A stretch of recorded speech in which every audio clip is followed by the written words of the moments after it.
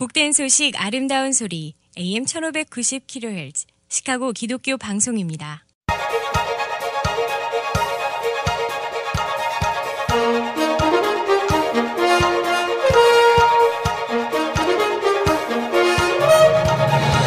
김정일 해설위원의 시사 해설. 세상을 넓게 봅니다. 삶의 지평이 넓어집니다.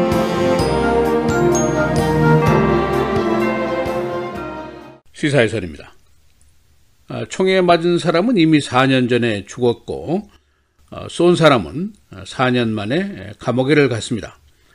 그리고 시카고에는 안도 그리고 분노가 지금 짙게 깔려 있습니다. 이 라쿠인 맥다널 재판에서 가해 경찰관인 제이슨 밴 다이크가 2급 살인죄 그리고 16건의 총기를 사용한 특수폭행죄로 유죄 판결을 받고 법정에서 구속이 됐습니다. 이 재판을 언론들이 역사적인 재판이다라고 부릅니다. 50년 만에 처음으로 시카고의 현직 경찰관이 근무 중에 총을 쏴서 유죄 판결을 받은 첫 케이스로 꼽힙니다. 이번 재판은 살인 재판이지만 사실은 이보다 그 범위가 훨씬 더 넓고 크다고 볼 수가 있습니다. 시카고의 끈질긴 인정 문제가 그 배경이고 경찰과 시민 간에 깨어져 버린 신뢰관계, 또 시카고 경찰의 개혁 과제 이런 것이 담긴 사건입니다. 바로 지난 금요일 시카고 경찰관 제이슨 밴 다이크가 유죄 판결을 받고 법정에서 셰리프에게 수갑을 차는 순간에 전체 시카고시가 일단은 안도의 한숨을 내쉬었습니다. 철수했던 상가들이 다시 문을 열었고 다운타운 근로자들이 일찍 귀가를 서둘렀습니다. 그리고 시위대들의 시위가 있었습니다만 대부분 평화적인 시위였습니다. 이 살인재판은 일단 끝이 나고 시민들은 치유와 회복을 생각하지만 남은 여정이 그렇게 순탄치만은 않을 것이다 라는데 모두의 우울함이 담겨져 있습니다. 그래서 오늘은 라쿠인 맥다널 사건 재판의 결론 내용은 어떤 것인지, 또 시카고가 안고 있는 다음 과제는 무엇인지 알아보도록 하겠습니다.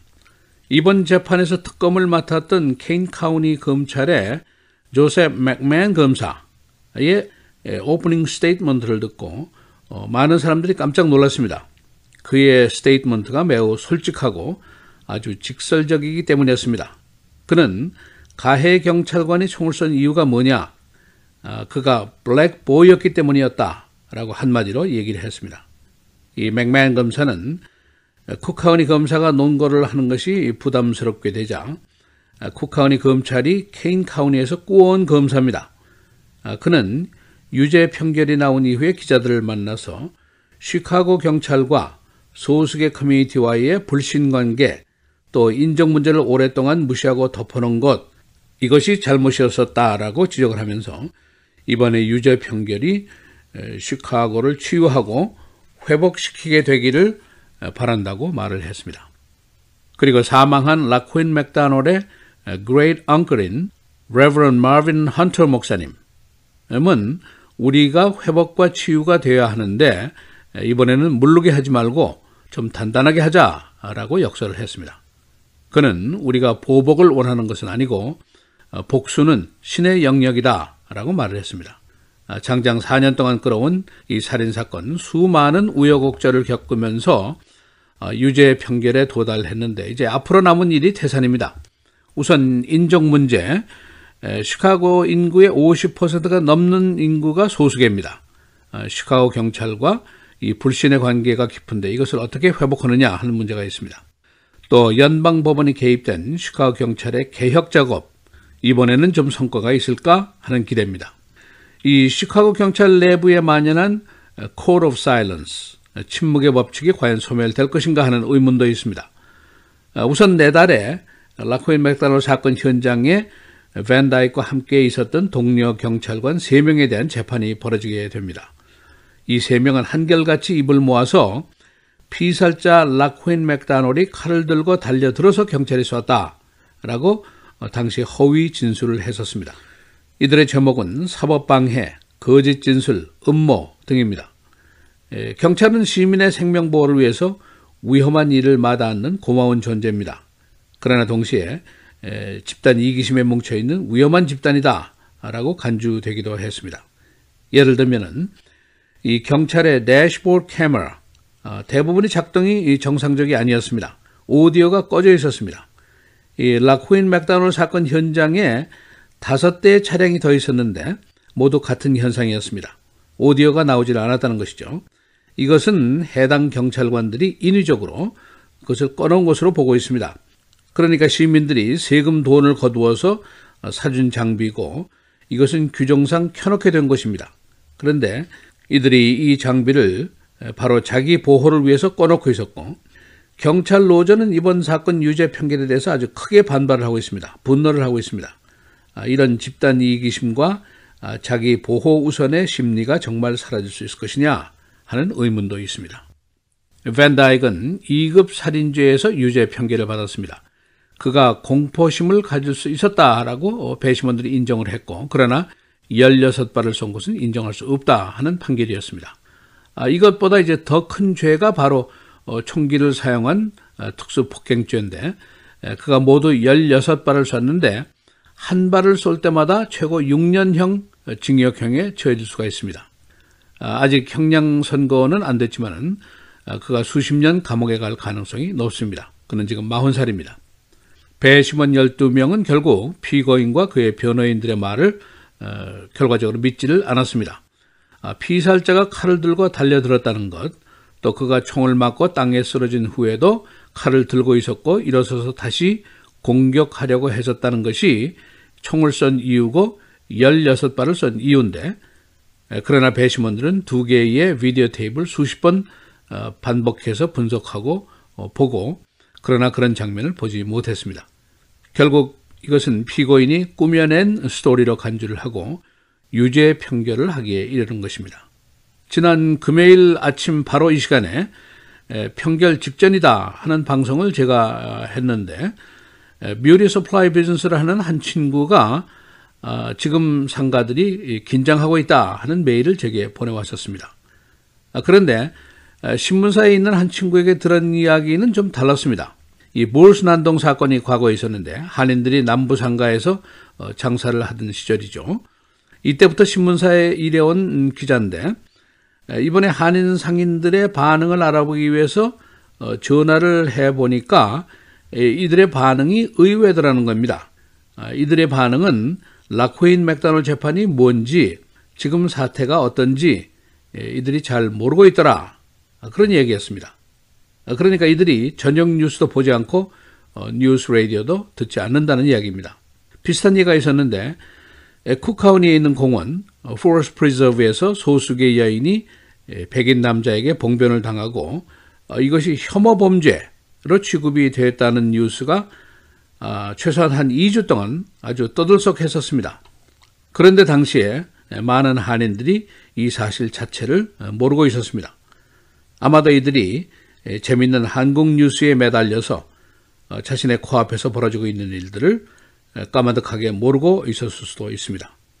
바로 우리가 이 사회의 유기적인 존재다 하는 것을 이해하지 못하면 이런 일이 벌어질 수가 있습니다. 시사해설 김정일입니다.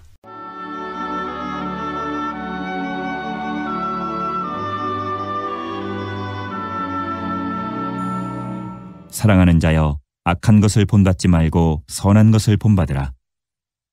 선을 행하는 자는 하나님께 속하고 악을 행하는 자는 하나님을 배웁지 못하였느니라.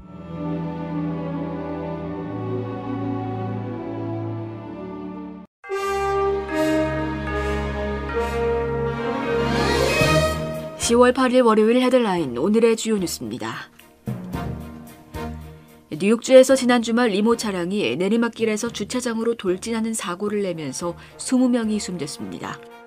사고는 지난 6일 오후 2시경 뉴욕주 주도인 올버니에서 서쪽에 위치한 스코에리 카운티에서 발생했습니다. 뉴욕주 경찰에 따르면 사고 차량인 포드 익스커션 리무진은 루트 30 고속도로를 달리다 루트 30A 고속도로와의 T자 교차로에서 속도를 줄이지 못하고 건너편의 애플베럴 카운티 스토어 주차장을 덮친 것으로 전해졌습니다. 목격자들에 따르면 당시 리무진은 교차로에서 시속 60마일 이상의 속도로 내리막길을 내려와 주차장으로 돌진한 것으로 알려졌습니다. 이번 사고로 리무진에 타고 있던 18명 전원과 주차장에 있던 행인 2명이 사망했습니다. 연방 대법관 후보 브렉 캐버노 판사에 대한 상원의 인준이 50대 48로 가까스로 가결되면서 한 달 앞으로 다가온 중간선거를 비롯한 주요 정치 현안에서 어떤 영향을 미칠지 주목됩니다. 캐버노 후보에 대한 성폭행 미수 의혹이 제기되면서 그동안 인준 여부를 둘러싸고 공화민주당 간 전쟁을 넘어 일반 여론이 양분되는 등 전례 없는 논란을 빚었습니다.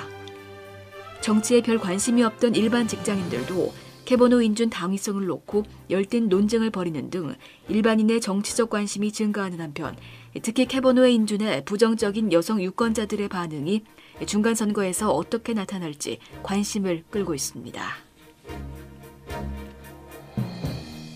릭 스캇 플로리다 주지사는 열대성 허리케인 마이클이 카리브해에서 플로리다 팬핸들 쪽으로 북상하고 있다며 26개 카운티의 비상사태를 선포했습니다. 허리케인은 오늘 큐바 서쪽 끝에 폭우를 동반한 많은 비가 내리고 있으며 수요일에 북동쪽 걸프 연안에 상륙할 것으로 기상되는 예보였습니다. 스캇 주지사는 허리케인 마이클이 플로리다에 상륙할 때쯤에는 시속 100마일의 강풍을 동반한 카테고리 2등급의 허리케인이 될 것이라고 밝혔습니다. 올해 노벨 경제학상 수상자는 장기 경제 예측 분야 혁신에 기여한 윌리엄 노드하우스 예일대 경제학과 석좌 교수와 폴 로머 뉴욕대 교수에게 돌아갔습니다. 스웨덴 왕립과학원 노벨위원회는 오늘 올해 노벨 경제학상 수상자로 노드하우스 교수와 로머 교수 등 2명을 선정했다고 발표했습니다. 노드하우스 교수는 기후변화를 장기 거시경제 분석에 통합시킨 공로로 로머 교수는 거시경제학의 기술적 혁신을 반영한 공로를 인정받아 수상자로 선정됐습니다. 시카고 국제마라톤 2018 대회에서 영국의 모 페라가 정상에 올랐습니다. 페라는 어제 열린 마라톤 풀코스 경기에서 2시간 5분 11초 기록으로 결승선을 통과하며 제42회 시카고 국제마라톤 대회 남자부 1위를 차지했습니다. 여자부에서는 케냐의 브리짓 코스게이가 2시간 18분 35초에 결승선을 통과해 우승했습니다. 벤다이크에 대한 유죄 판결 이후 시카고에는 기대와 우려가 혼합돼 있습니다. 시카고 시민들은 벤다이크 재판 이후 소수의 커뮤니티와 경찰 사이의 불신 해소와 해묵은 인종 문제에 대한 치유와 회복을 기대하고 있습니다. 그러나 일부에서는 경찰 개혁과 집단 이기심의 해소에 오랜 시간이 소요될 것으로 예상하고 있습니다. 내달에는 현장에서 거짓 진술을 했던 3명의 경찰관에 대한 재판이 열립니다. 네이퍼빌 교육부 등은 교직원들의 무장을 고려하고 있습니다. 주로 농촌 지역의 학교들은 학생 보호를 위해 교직원들을 무장시킬 것을 준비 중인데 이 학교들은 경찰로부터 30분 이상 떨어진 거리에 위치하고 있습니다. 이 지역 교육청은 이달 중순까지 이를 결정하고 승인될 경우 교사들과 스태프들에 대한 총기 사용 훈련을 시킬 계획입니다. 일부 서버브 지역에 등장한 할로윈데이 장식품들이 인종주의를 상징하고 있어 경찰이 단속에 나섰습니다. 서버브 랜싱 지역에 교수형 장면을 표현하는 마네킹이 등장했는데 이 지역 경찰은 이 마네킹이 과거 흑인 린치 사건을 상징할 수 있다는 이유로 제거할 것을 지시했습니다. 랜싱 지역 인구의 절반은 소수계입니다. 날씨입니다. 오늘은 대체로 흐린 가운데 아침까지 일부 지역에 안개가 짙게 끼는 곳 있겠고 한낮에 기온이 크게 오르면서 일교차가 크게 벌어지겠습니다. 낮 최고 83도, 밤 최저 69도. 내일은 대체로 맑겠고 낮 최고 83도, 밤 최저 69도. 수요일은 비 또는 썬더스톰이 예상됩니다. 낮 최고 72도, 밤 최저 42도. 목요일은 대체로 맑겠지만 기온이 크게 떨어지면서 쌀쌀한 가을 날씨가 찾아오겠습니다. 낮 최고 50도, 밤 최저 36도입니다.